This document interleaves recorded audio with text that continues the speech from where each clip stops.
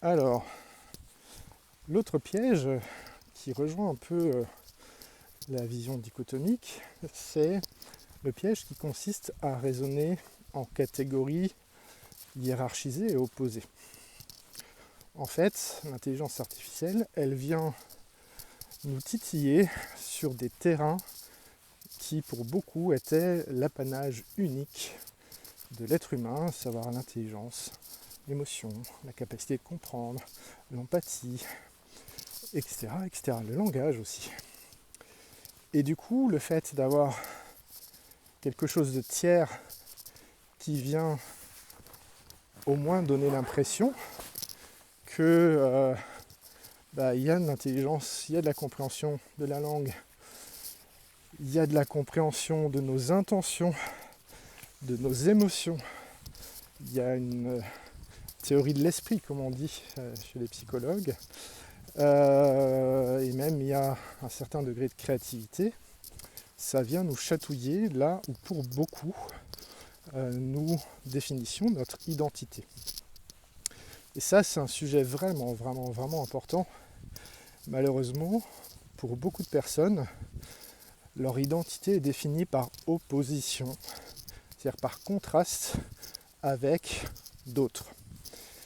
Et en fait, c'est un des mécanismes qui permet de flatter un peu son estime de soi, mais ça se fait aux dépens de l'autre catégorie, de l'autre groupe. Et donc c'est aussi un mécanisme qui est à la racine presque de toutes les guerres, tous les conflits, qui consiste à dire, moi j'ai ça, et puis les autres n'ont pas. Donc le classique, c'est effectivement, je l'avais déjà cité il y a 2 ans, les humains, c'est les seuls qui ont une âme, c'est les seuls qui sont intelligents, c'est les seuls qui servent d'outils, etc., etc. En fait, la plupart de ces affirmations sont réfutées ou de l'ordre métaphysique. Et du coup, est-ce qu'on a vraiment besoin de définir son identité par opposition? Est-ce qu'on a besoin d'être les seuls à avoir une certaine caractéristique pour être digne d'amour, digne de reconnaissance, digne d'exister?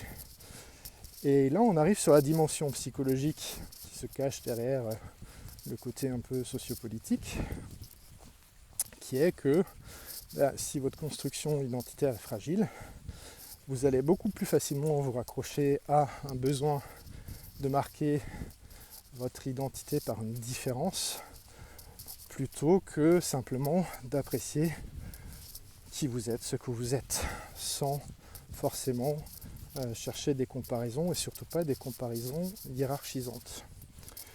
Du coup, être capable de bien discuter de l'intelligence artificielle et de son potentiel, ça nécessite de venir solidifier notre construction identitaire, faute de quoi nos réactions vont être très vives, très émotionnelles et globalement pas très pertinentes.